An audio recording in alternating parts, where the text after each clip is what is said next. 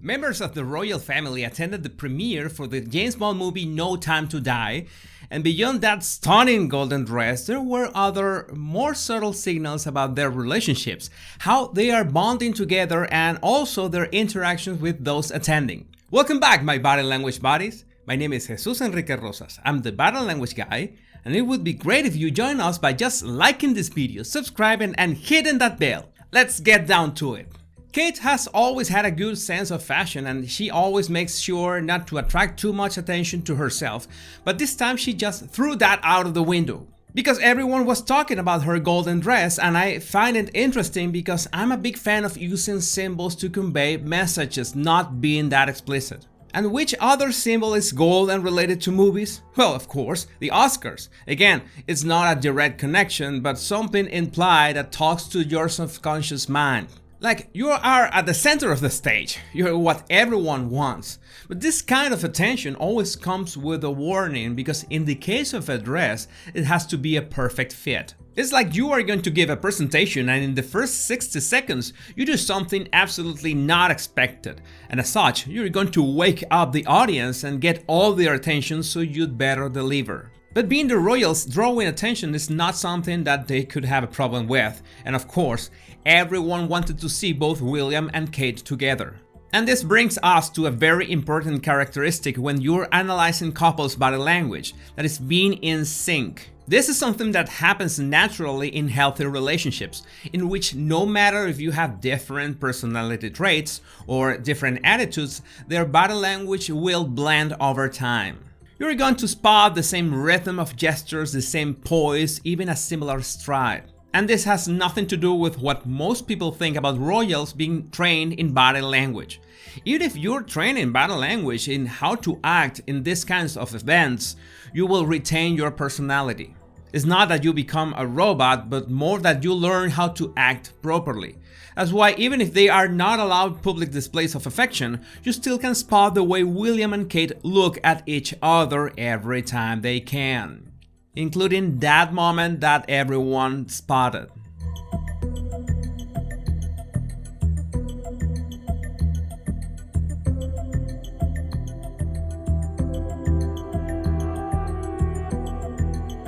This kind of gaze can be mistaken for just lowering your eyes or drifting your eyes away. But the trick is spotting this instant. William's eyes make a full stop on Kate's neck and a little bit lower. Needless to say, that's a display of attraction. It's not that Kate should worry about this, but that was the exact same expression that Billie Eilish displayed when William was right in front of her. Instead of her usual anemia face, she couldn't help but look at him like this.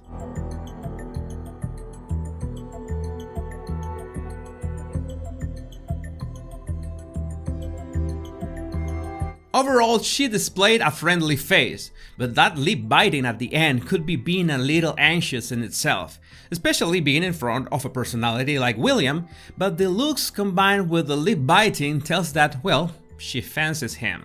I find it really interesting how that same synchronized body language between Kate and William happened between Charles and Camilla. Again, it's not just a matter of how much time the couple has been together, either married or in a relationship, because when two people just connect with each other and in a healthy relationship, they can synchronize in a very short time. You might remember that I made a video about Charles and Diana at a couple James Bond premieres back in the 80s, and in both of them, they were all over the place.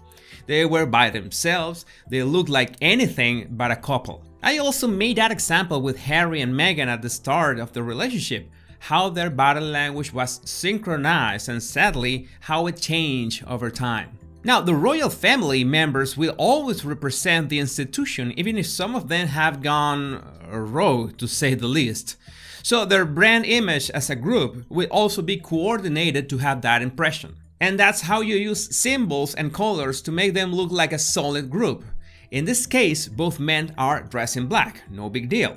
But the contrast between Kate's golden dress and Camilla's blue dress is extremely balanced, and it would not be the same effect if they were wearing the same color, we know that would not happen, or wearing colors that are too close together. That's something that you should consider if you are engaging in any event that requires teamwork or be perceived as a team, or you have to do a group presentation at your company. The whole group should be perceived as balanced, as part of a cohesive team.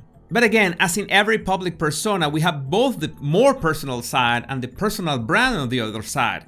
In this case, a group brand, since they represent the royal family as a whole. And that's why those spontaneous displays of affection, for example, between Kate and Charles, are so relevant because they signal that stronger bond between them, something that has eroded a lot between Harry and Charles this year. Again, you might think that this is just a movie premiere, a red carpet event, but we can pick up relationship signals being synchronized and being perceived as a team. They are here to make a statement, and sometimes you just have to stand out for that. And speaking of standing out, it's like Daniel Craig's suit. He was roasted for that because James Bond would never wear pink. But I really like that choice. Disclaimer, I like magenta and Mexican pink a lot. What I thought is that he was either trying to channel his inner Austin Powers or he was supporting the Free Britney movement. Either way, I think it was great. Going back to Kate, and now that I mentioned Diana in that James Bond premiere, there's no denying that people found similarities in both dresses. Of course, golden is always going to stand out, and we already know what kind of symbol it is in this setting. And this is the sort of comparisons that trigger the concept of authenticity. And maybe this is not a term that is usually related with mental health, but the fact is that knowing how to be authentic goes hand in hand in the way we perceive ourselves. And that's part of our self-discovery. We know that Diana was authentic, but what makes Kate look authentic? Well, a person looks authentic when they give the vibe that they feel comfortable with their own self-image. And that's really hard to attain, because that only happens when you reach the state of dropping the masks that society dictates that you should be wearing. And that could happen at any age. In Billie Eilish, for example, I think she exudes that authenticity because she already rejected any masks that society tried to dictate upon her. And I want you to reflect upon this. Sometimes we have this enormous invisible weight over our shoulders, and despite winning at life, we feel like something is dragging us down. That could be a mask imposed by society, that you feel like you have to act or to feel or to behave in a way that is not you. That searching for your unique voice, for your authenticity, will heal a lot of things. If you want to refine your body language skills, don't forget to download my 100 body language tips right in the description of this video. And for quicker updates on royals, non-royals, body language and related topics, follow me on Instagram, Twitter or Facebook. Take care, my body language buddies.